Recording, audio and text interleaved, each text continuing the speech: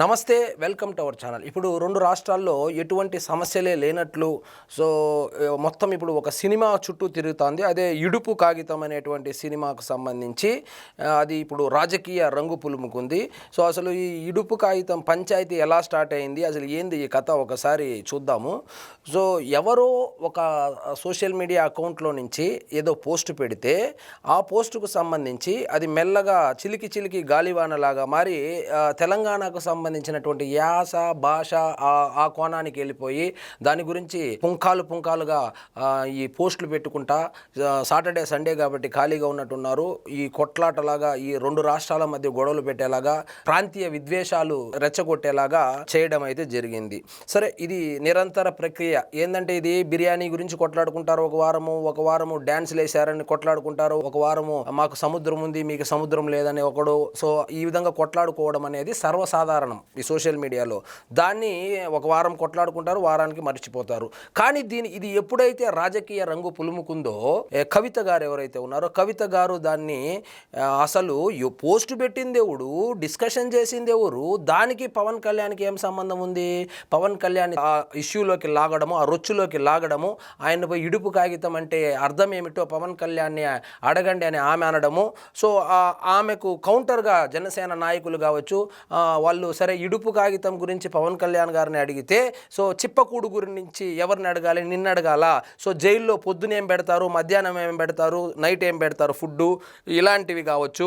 అదేవిధంగా అక్కడెక్కడో హిమాయత్ నగర్ నుంచి తిహార్ జైలు వరకు తన ప్రయాణము ఏ విధంగా ఉండిందని, సో మరి లిక్కర్ వ్యాపారం ఎలా చేయాలి, సారదందా ఎలా చేయాలి, ఇట్లాంటివి మిమ్మల్ని అడగాలనా?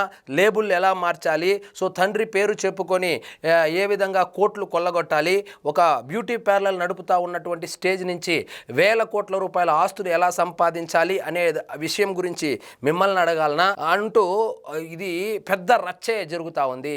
సో ఈమె వాంటెడ్గా ఇదే మొదటిసారి కాదు, కావాలనే ఏమైనా పవన్ కళ్యాణ్ గారిని లాగుతూ ఉందా, మైలేజ్ కోసం ఏమైనా పవన్ కళ్యాణ్ గారిని లాగుతూ ఉందా అది తెలియదు. కానీ సో ప్రతి విషయంలోనూ పవన్ కళ్యాణ్ గారికి ముడిపెట్టి సో ఇప్పుడు ఇది ఒక ట్రెండ్ అయిపోయింది. అంటే ఇప్పుడు నిన్న జరిగినటువంటి సమావేశము కల్వకుంట్ల కవిత గారు పాల్గొన్నారు అని జనాలకు తెలియాలి అంటే నిజంగా తెలిసేది కాదు. అక్కడ కనుక పవన్ కళ్యాణ్ గారి ప్రస్తావన రాకుండా ఉంటే కనీసం ఆ వీడియోని వాళ్ళ ఇంట్లో వాళ్ళు కూడా చూసేవాళ్ళు కాదు. సో ఇప్పుడు వీడియో వైరల్ కావాలంటే, వాళ్ళు ఎక్కడైనా మీటింగ్కి వెళ్తే ఆ మీటింగ్ హైలైట్ అవ్వాలంటే, దానికి మైలేజ్ రావాలంటే, జనాల్లో ఉండాలంటే, సోషల్ మీడియాలో ట్రెండ్ అవ్వాలంటే సో పవన్ కళ్యాణ్ గారిని ఒక వైరల్ వస్తువులాగా వాడుకుంటా ఉన్నారు. అందులో ఈ మధ్యకాలంలో ఎక్కువగా వాడుతూ ఉండేది కల్వకుంట్ల కవిత గారే. సో ఈమె పవన్ కళ్యాణ్ గారి పెళ్ళిళ్ళ గురించి మాట్లాడుతూ ఉంది. సో ఇప్పుడు మీరు మాట్లాడినప్పుడు ఏమవుతుందంటే, ఇప్పుడు వాస్తవంగా ఏం జరిగింది, ఆయనకు తెలంగాణలో రాజకీయ ప్రవేశము ఇప్పుడే చేయాలనేటువంటి ఉద్దేశం కానీ, వచ్చే ఎన్నికల్లో పోటీ చేయాలనేటువంటి ఆలోచన కానీ లేకుండా ఉండే.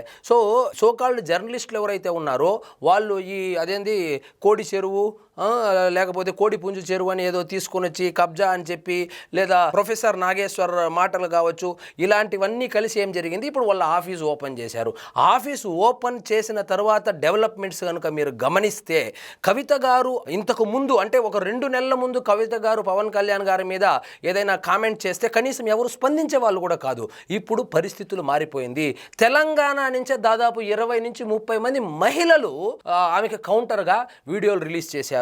అంటే మీకు మీరే జనసేన పార్టీని తెలంగాణ ప్రాంతంలో, తెలంగాణ రాష్ట్రంలో కూడా వ్యాపింపజేసేలాగా మీరే విశ్వ ప్రయత్నాలు చేస్తున్నారు. కానీ సో ఇప్పుడు చూడండి, డెవలప్మెంట్ అంటే 20 మంది ఇప్పుడు ఆంధ్రాలో కూడా పెట్టరు. పవన్ కళ్యాణ్ గారిని ఎవరైనా దూషిస్తే ఇప్పుడు మొన్న బెల్ట్ ట్రీట్మెంట్ తర్వాత పెడతా ఉండారు. కానీ అంతకు ముందు నాయకులుగా ఉన్నటువంటి వాళ్ళు ఎవరు స్పందించే వాళ్ళు కాదు. ఎవరో పవన్ కళ్యాణ్ గారి అభిమానులు, నిస్వార్థంగా పనిచేసేటువంటి జన సైనికులు సోషల్ మీడియాలో స్పందించడం తప్పితే ఈ వీడియోల రూపంలో కానీ కరెక్ట్గా కౌంటర్ ఇచ్చేది ఒకరో ఇద్దరు ఇస్తూ ఉన్నారు. కానీ మిగతా వాళ్ళందరూ చాలా బిజీ అయిపోయారు, పదవులు వచ్చాయి కాబట్టి చాలా బిజీ అయిపోయారు. తర్వాత ఆయన బెల్ట్ ట్రీట్మెంట్ ఇచ్చినాక ఇప్పుడు ఒకరు బయటకు వస్తూ ఉన్నారు, అది వేరే విషయము. ఇప్పుడు తెలంగాణ విషయానికి వస్తే కవిత గారు వ్యాఖ్యలు చేసినటువంటి గంటలోపే అంతమంది మహిళలు పెద్ద ఎత్తున వచ్చి వీడియోలు చేసి, అంటే ఆయన ఉప ముఖ్యమంత్రి, మంత్రి పక్క రాష్ట్రంలో 21 మంది ఎమ్మెల్యేలు ఉండేది పక్క రాష్ట్రంలో, కానీ తెలంగాణలో కూడా జనసేన పార్టీని యాక్టివేట్ చేయడానికి సో ఇది ఉపయోగపడుతోంది. వీళ్ళేమనుకుంటున్నారు, పవన్ కళ్యాణ్ గారి పేరు వాడుకొని ఆయన మీద ఏదో బురద జల్లితే మనకు మైలేజ్ వస్తుందనేటువంటి భ్రమలో ఉన్నారు. కానీ మీరు మాట్లాడినటువంటి ప్రతిసారి జనసేన పార్టీ ఇంతో అంతో ఇక్కడ కార్యక్రమాలు చేసుకుంటూ కొంచెం వాళ్ళ ఉనికిని చాటుకుంటున్నారు. ఇలా చేసే జగన్మోహన్ రెడ్డి గారు ఆంధ్రప్రదేశ్లో అలా చేస్తేనే 21 మంది ఎమ్మెల్యేలు, 2 ఎమ్మెల్సీలు, 2 ఎంపీలు, 1 రాజ్యసభ ఎంపీ ఇంత పెద్ద పార్టీగా తయారైంది. సో 0 నుంచి మొదలైంది ఇక్కడ కూడా 0 నుంచి మెల్లగా మొదలుపెట్టి, అంటే ఇప్పుడు మీరు కవిత గారు మీరు ఒకటి గుర్తుపెట్టుకోండి, పవన్ కళ్యాణ్ గారిని తెలంగాణలో ఈడేం పని ఆడేం పని అంటారు కదా. ఇప్పుడు సపోజ్ హైదరాబాద్లో ఇక్కడి నుంచి ఒక 20 కిలోమీటర్లు కనుక మీరు బైక్లోనో కార్లోనో వెళ్తే ఒక 200 పవన్ కళ్యాణ్ ఫోటోలు ఆ కార్ల వెనకాలనో లేకపోతే ఆటోల వెనకాలనో లేకపోతే 2 వీలర్ల వెనకాలలో కనబడుతుంది. సో మీ ఫోటో కానీ ఎక్కడైనా కనపడుతుందా? మీరు ఏ విధంగా పరిచయం జనాలకి? కేవలము కేసీఆర్ గారు కూతురుగా పరిచయము, అంతకు మించి ఇప్పుడు అది కూడా లేదు. ఇప్పుడు మీరు బయటకు వచ్చేసారు కాబట్టి బీఆర్ఎస్ పార్టీ సపోర్ట్ కూడా లేదు కాబట్టి ఆ క్యాడర్ కూడా మిమ్మల్ని పట్టించుకోవడం లేదు. వాస్తవంగా మిమ్మల్ని ఎవరో మిస్గైడ్ చేస్తున్నారండి. మీరు మాట్లాడవలసినటువంటి మాటలేంది? కాంగ్రెస్ పార్టీ ఏ విధంగా పరిపాలిస్తూ ఉంది, కాంగ్రెస్ పార్టీ పరిపాలనలో ఉన్నటువంటి లోటుపాట్లను ఎత్తు చూపిస్తూ, లేదా మీరు బీఆర్ఎస్కు కాదని కదా పార్టీ పెట్టారు, బీఆర్ఎస్ లాగా కాకుండా మీరు ఏ విధంగా కొత్తగా పరిపాలన అందించగలుగుతారని చెప్పి జనాలకు వివరిస్తే ఏదో 4 ఓట్లు పడతాయి. కానీ ఈ విధంగా అసలు సంబంధం లేని పవన్ కళ్యాణ్ గారిని తిడితే 4 వ్యూస్ వస్తాయేమో కానీ 4 ఓట్లు రావు అనేటువంటి విషయం ఏ రోజు మీరు నేర్చుకుంటారో ఆ రోజు మీ పార్టీ కనీసము ఒక మంచి డైరెక్షన్లో వెళ్తా ఉన్నట్లు అర్థం చేసుకోవాల్సి ఉంటుంది.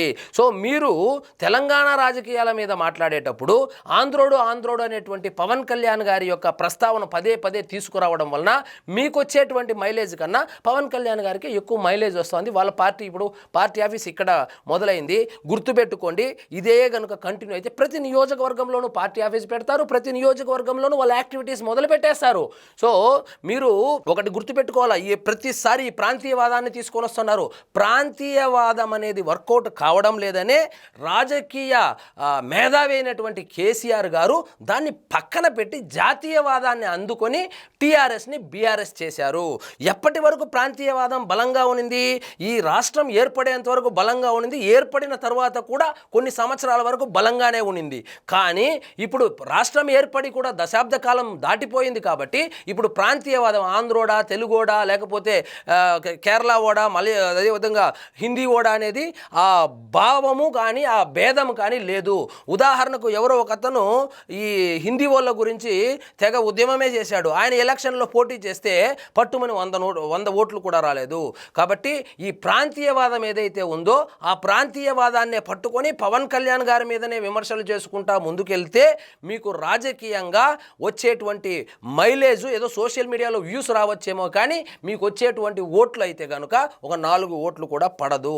అంటే రాజకీయాలంటే కలుపుకొని పోవాలే కానీ ఇలా కెలుక్కుంటూ పోతే ఏమవుతుందంటే ఆల్రెడీ అందరూ మర్చిపోయినటువంటి మీ లిక్కర్ కుంభకోణం ఏదైతే ఉందో ఆ లిక్కర్ కుంభకోణానికి గురించి మరొకసారి సోషల్ మీడియా వేదికగా పవన్ కళ్యాణ్ అభిమానులు సమాజానికి తెలియజేశారు.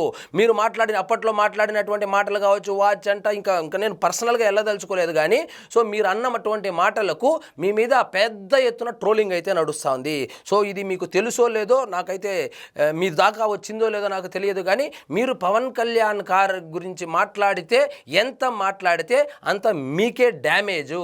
రేవంత్ రెడ్డి గారి గురించి మాట్లాడాలా, కేసీఆర్ గారి గురించి మాట్లాడాలా, కేటీఆర్ గారి గురించి మాట్లాడాలా, బీజేపీ వాళ్ళ గురించి మాట్లాడితే లేదా ఎంఐఎం వాళ్ళ గురించి మాట్లాడితే వాళ్ళు ఏం చేస్తున్నారు, కొత్తగా మీరేం చేయబోతున్నారు అనేది విషయాన్ని తెలంగాణ ప్రజానికానికి వివరిస్తే అర్థమయ్యేలాగా చెబితే మీకు ఏదైనా రాజకీయంగా లబ్ధి చేకూరేటువంటి అవకాశం ఉంది. కానీ సో మీరు ఒక మాట అనిన దాని వల్ల ఆ చిన్న అదేదో మీరు నలుగురు నవ్వుతారనో, 4 క్లాప్స్ కొడతారనో, 4 వ్యూస్ వస్తాయన్నో అన్న మాట ఏదైతే ఉందో జనాలు మర్చిపోయినటువంటి విషయాల్ని మళ్ళా మీరే కావాలని జనాలకు గుర్తు చేసినట్లు అయింది తప్ప పవన్ కళ్యాణ్ గారికి ఇంచు కూడా ఫరక్ పడలేదు.